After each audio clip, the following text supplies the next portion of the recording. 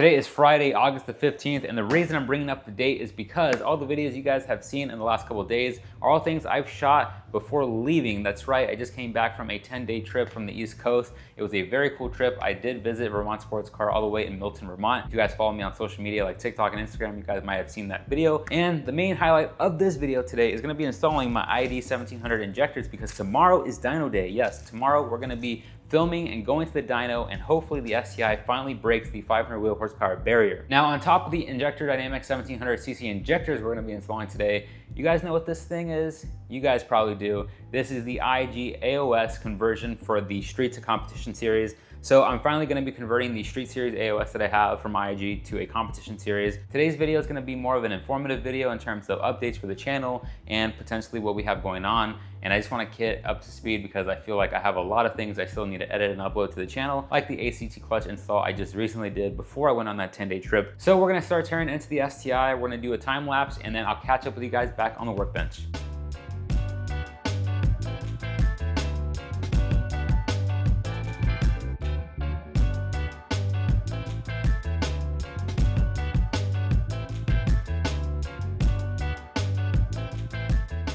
If you've never done injectors, it's not that bad. I just want to quickly walk you guys through what the TGV fuel rail and injector housing assembly looks like. This is the TGV housing with the COBB fuel rail and our ID1300 injectors.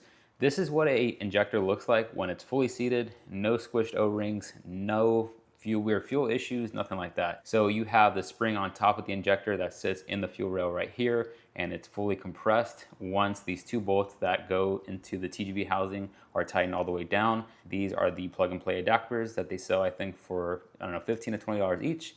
So in case you guys are wondering why they don't look like just injectors, that is why, because the plug and play harness is connected to the injector. I'm gonna go ahead and remove the 1300s, and then once we're ready to install them, we'll jump back to the 17s and I'll show you guys how to throw them onto the TGV housing. Let's start putting together our TGV, fuel rail, and injector assembly. So here's what you're gonna need. You're gonna need a 6mm Allen key. I prefer something like this because you really don't need a lot of force or torque to tighten the fuel rail onto the TGV housing with the injector. Last thing you want to do is pinch one of these O-rings, and these little ones down here are really hard to find. You need some type of lubricant to lube up the O-rings. You can use silicone lubricant, or you can use what I've done in the past, which I'm going to use for this video, is engine oil. Just a little dab goes a long ways, and it's really up to your preference. All fuel rails come with some type of spacer. These are the spacers required for this TGV housing. I believe they're large and small spacers, but for this one, I'm going to use large spacers. How this works is you have this section that's a little smaller. You put it this way, you grab your bolt, you feed it through, and you're gonna wanna grab one of your O-rings. Now these O-rings aren't for anything special, they're just to keep the spacer from falling out when you hold it upside down. Now for the scary part, admittedly, the TGV housing and the injector. So I'm gonna start off by just lubing up one of these guys on the bottom O-ring here. Again, you don't need a lot, you just need a little bit. I like to go back and forth. And then you also want to lube up this top O-ring here. This is the one that is going to be sitting inside of your fuel rail. And what I like to do actually is grab a little bit more, and I like to just lubricate the inside of the TGV housing right here where the injector is going to seat. And same thing with where the top of the injector sits in the fuel rail, which is right here. Now, it's going to be really hard to explain this feeling and sound, but this is what's going to happen. You're going to try to squeeze this in just so it sits just like that. So how I have it right now, the black O-ring at the bottom wants to sit, it wants to disappear. All you need to do is push it in, and then you'll hear some type of, not click, but it's a distinct sound. Just like that. And that's how you know the injector is fully seated in the TGV housing. You guys see how easy that went in? I really didn't have to apply a whole lot of force.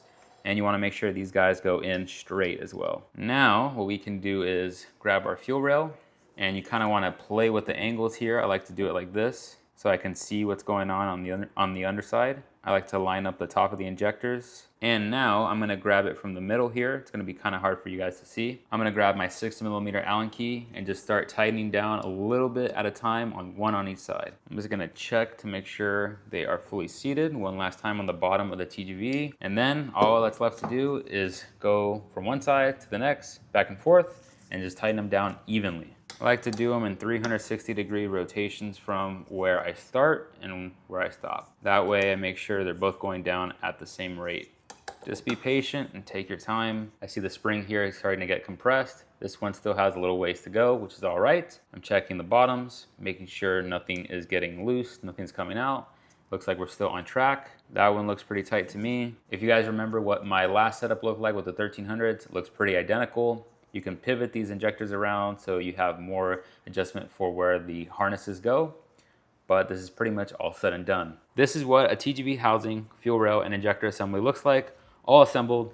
Now, this took me about, I don't know, 5 minutes to put together. Last time, this thing took me about 45 minutes. You just get better with practice. The more you do things, the better you become. So if you guys don't get it the first time, keep trying, but I'm confident you guys can do this. I'm gonna go ahead and knock out the other one, and then we'll start moving to the AOS.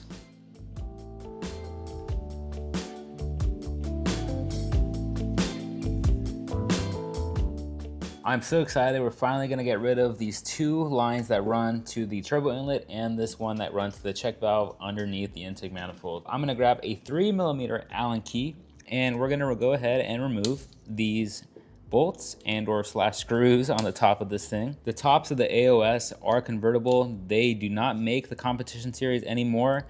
Luckily, there was a guy on Facebook selling his, so I just picked it up. There's that one. I'm still gonna have to figure out what exactly I'm gonna do with the turbo inlet ports that we're not gonna use, and the caps that they actually provided don't fit my Tomei turbo inlet for the ports that are not used.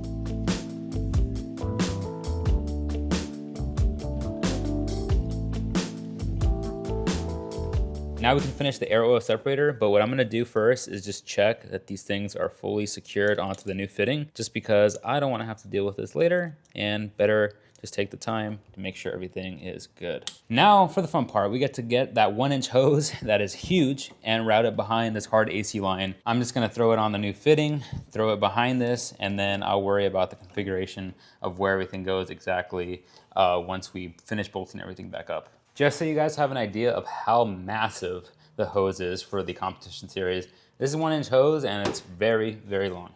So I think this thing goes behind this hard AC line. I'm just gonna bolt the AOS back to the strut tower here, and I think that's pretty much gonna be it for our competition conversion. Luckily for me, it wasn't too bad because I already have a lot of my emission stuff removed, so it's pretty simple. The car is put together and it's ready for the dyno tomorrow, so let me break down what exactly I did and the finished product for you guys. We have the base map loaded for the ID1700 injectors. The car is running a little bit rich right now, but the car has started and we are able to drive the car all the way to the dyno tomorrow. You guys can see that huge fat hose in the back.